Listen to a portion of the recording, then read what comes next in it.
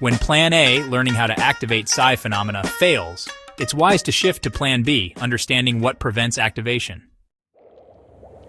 Organized psychical research began in 1882, but was largely overtaken by parapsychology in the 1930s. Though often conflated, these fields differ in their theories and methods. Both, however, established key concepts and terminology that shaped the global understanding of paranormal phenomena.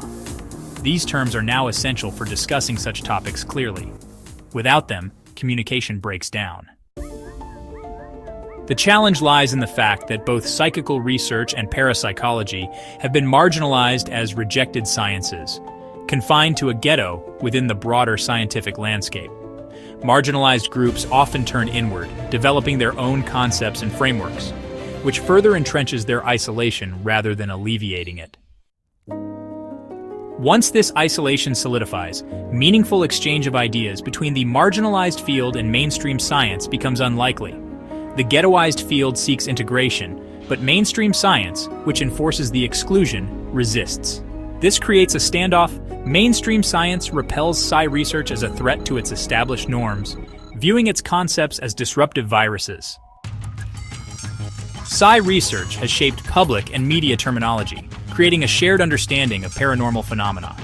Yet the public often misses the deeper conflict between psi research and mainstream science. Science maintains this divide by systematically excluding psi-related concepts and terminology from its discourse. This exclusion is evident to anyone reviewing scientific literature, where psi terminology is conspicuously absent. Scientists who privately explore psi risk professional repercussions if they do so openly. On the psi research side, the isolation is reinforced by an inward focus on its own frameworks, which seem meaningful within the field, but further widen the gap with mainstream science. This mutual defensiveness creates an information exchange barrier. Psi research persists because paranormal experiences are reported worldwide, yet it cannot be integrated into mainstream science without challenging science's foundational assumptions. This standoff, ongoing since the 1890s, is absurd in the context of Western democratic ideals, where information freedom is a cornerstone. The enduring barrier prevents correlating advances in psi research with those in mainstream science, as each field uses incompatible theories and terminology. For example, information theory, which revolutionized technology since 1948, frames phenomena like clairvoyance, telepathy, and remote viewing as issues of information transfer. Yet neither psi researchers nor mainstream scientists have bridged this gap.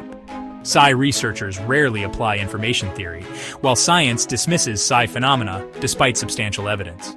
The public remains unaware of this disconnect. In the essays to follow, I will argue that activating superpowers requires conceptualizing them as information transfer processes, not merely as perceptual phenomena. Modern science views perception itself as information flow, so any framework ignoring this will hinder progress. Additional barriers to activation exist, and the most significant of these will be explored in the upcoming essays.